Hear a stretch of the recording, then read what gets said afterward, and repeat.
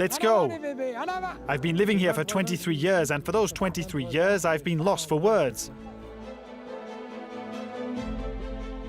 I must have been 6 or 7 when I first told my father I was going to live in Canada one day.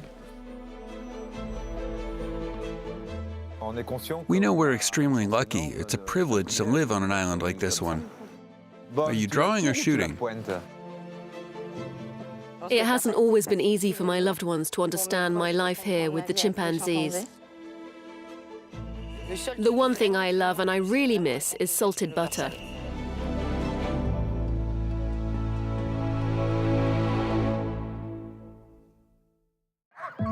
Forging a new path. A path of his own. Let's go. Good dog, good dog. 5,000 kilometres away from the Normandy shores and everything he once knew in the forests of Quebec, Stéphane Denis swapped out suit and tie for hat and gloves many years ago. It's like leaving your own world for a new one. You forget your worries. He left it all behind for the dream of a new life. After an hour on his sleigh, we find Stéphane on the terrace he built, looking out across his favourite view. Will you look at that? You can't put a price on that. At 33, he sold his various fish farming companies in France to come here. I now realize what a crazy life I was living. I was in a spiral of work day and night. So, following a childhood passion for Canada, animals, dogs, and most of all bison, he broke that cycle. Once here, he founded Quebec's very first wood bison reserve. Dad, do you remember when we built that? Yes. His father is the one who first ignited this passion, with tales of this historic species that came close to extinction on the American frontier when settlers had a reckless idea. If you want all of the Indians' land, kill all the bison. So 55 million bison were slaughtered in the space of 30 years. My father is the reason why I'm here. I must have been 6 or 7 when I first told him I was going to live in Canada one day, so I waited a long time, but I'm here now. Dotted among the pines, he has built these log cabins. It's Little House on the Prairie.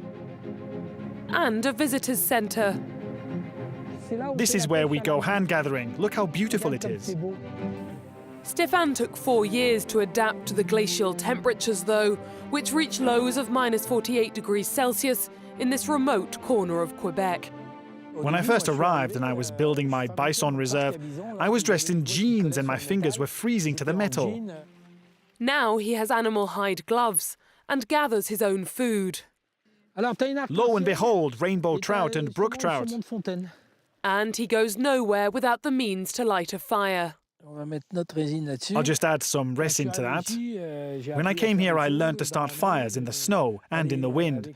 You have to take on the elements like a sailor takes on the sea. And of course, if a sailor takes on the sea in a storm, it can kill him. Stéphane has gone native. He's practically more Québécois than the Québécois. And when he meets his neighbours and employees for lunch... Do you know how this works?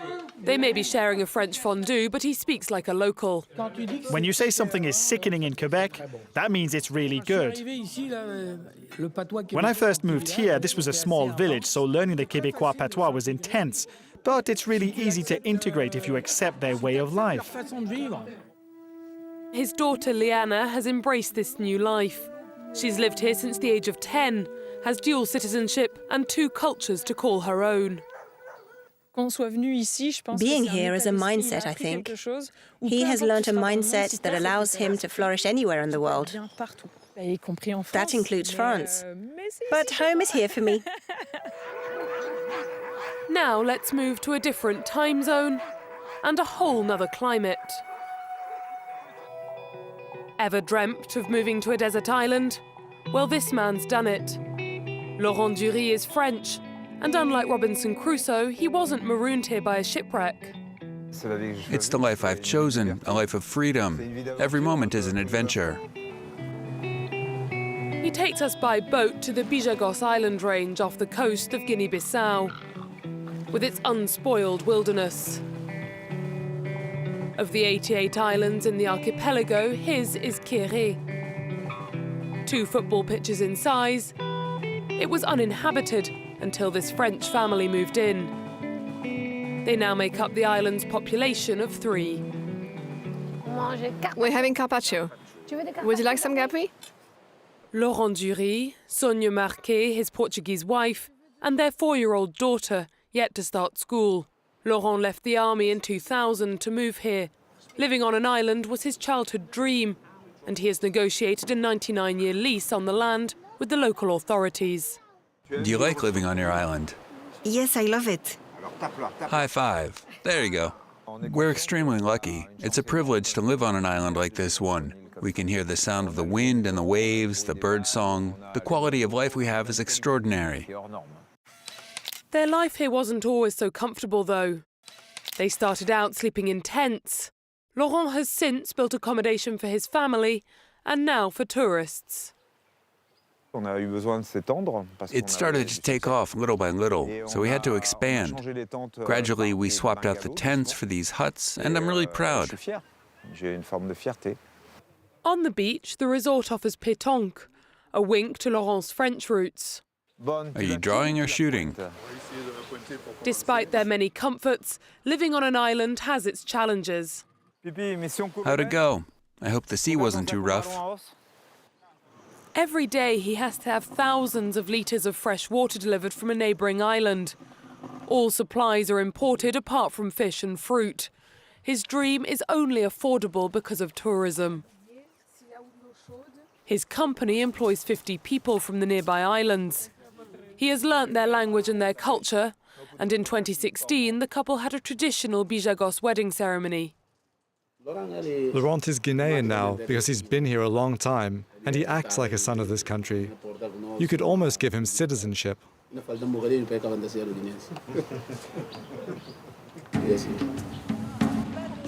The island is a home base for exploring this vast archipelago that spans 10,000 square kilometres. Today, Laurent is taking 3 holidaymakers from Toulouse on an expedition to see the region's iconic mammal. We're off to see the hippos. It's considered the most dangerous animal in Africa after the mosquito. A local guide accompanies the group for safety on their 2-hour hike. Always on the lookout. You can hear them. They advance carefully through the undergrowth to avoid frightening the animals. Look. Now less than 15 metres away, this 3-ton mammal could charge at any moment if it feels threatened. This is routine for me, but we're closer than usual today. There's also a baby in the group, so we probably shouldn't linger. To avoid disturbing the wildlife, the group heads back. Let's leave Laurent on his island for the tropical forest of Ivory Coast, where we join biologist Estelle Rabalon. Come, get your bottle. These baby chimpanzees are less than 4 years old and are orphans. Estelle has become their substitute mother. She wears a mask to protect them from illness. In nature, baby chimpanzees are breastfed. It's sad because they should be with their mothers. All these little chimps have been rescued from poachers by the Ivorian state and entrusted to Estelle's NGO. She left France for them. You can take him, let him climb on you. Just 22 when she signed up to volunteer in a Ghanaian monkey sanctuary for 6 months, she has barely left Africa since. This is Albert, the first chimpanzee she ever rescued. He slept in my bed for a year, he bathed with me. Now he's been released and is the dominant male in his group. It hasn't always been easy for my loved ones to understand my life here with the chimpanzees. But it was this or letting them die. And at that point, you have no choice. You take on the responsibility. She has dedicated her life to these endangered primates.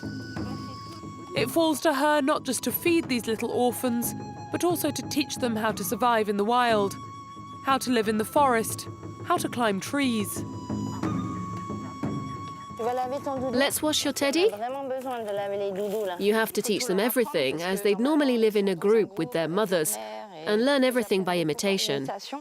She has founded sanctuaries in Guinea and Ivory Coast and spent most of the last 3 decades living in forests. Need any help? For her, the keepers and the volunteer visitors she trains, it's a life of few luxuries. These are our toilets. They're basic, but they do the job. Sonia Gaston is spending 6 months here. And here's my tent. Training under Estelle with no running water, electricity or phone signal. Since it rains pretty much every day, nothing has the time to dry properly. Here, we don't take things for granted. In Europe, you know that if you turn on the tap, water will come out. Estelle rarely has the money to pay herself a salary. The donations she receives are used to care for the chimpanzees and build new infrastructure for her sanctuary. Like this enclosure, which took a year to build. It's an instinct. He's checking for lice. He'll either tear out your hair or get it all tangled. When the chimpanzees grow up, they are put in cages until they've learned to be without humans and can be released gradually into the wild. Are you ready? All right, let's go. And today's the day for step 1. These chimps discover life in a large enclosure. Very good. These moments are why Estelle has stayed for so many years, and they're also why she has no plans to leave. I have to keep fighting for them. I'm not stopping because the battle to save the chimpanzees is far from over. Now it's time to leave our 3 expats. Not one of them plans on returning to France. Just 3 of the 3 million French citizens who have chosen to live their lives abroad.